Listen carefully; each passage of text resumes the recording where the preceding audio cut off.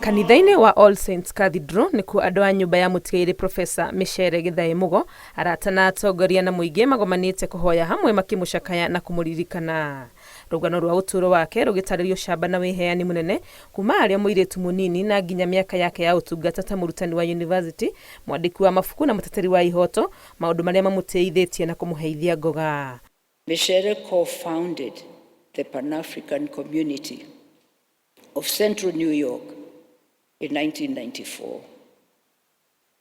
And in the year 2003, she went on to establish the United Women of Africa organization.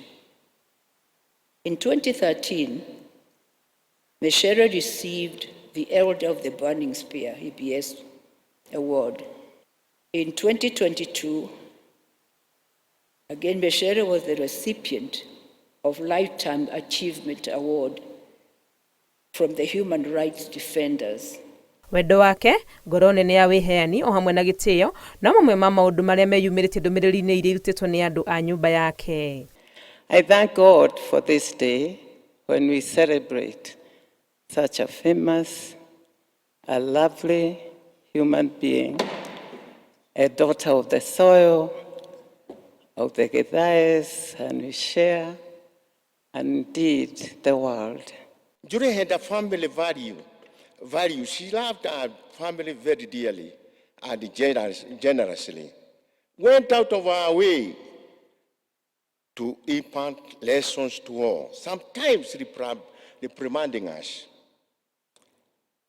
but not harshly, but lovingly. In our later years, Julie showed courage and determination in fighting multiple myeloma, the Morning Star, which she did bravely without complaining. I will never be able to thank the community enough for what it did to honor my mother in the way that it did. Thank you too to Kenyan civil society and especially the Micere Githae Mugo Kenya Solidarity Group for its continued love and honoring of my mother over the last 7 weeks and beyond.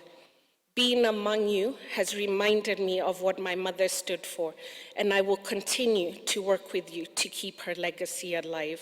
Arata ake na arĩa manarutithania wĩra nao makĩgana ũrĩa mũtigairĩ Profesa Micere Githae Mugo ahutĩtie mĩtũrĩre yao ũtungata-inĩ wake gũkũ bũrũri-inĩ na nja ya bũrũri. At the University of Nairobi, Micere with other intellectuals there, they are the ones who gave birth to the concept, to the idea that leaders must be held accountable by those who elected them.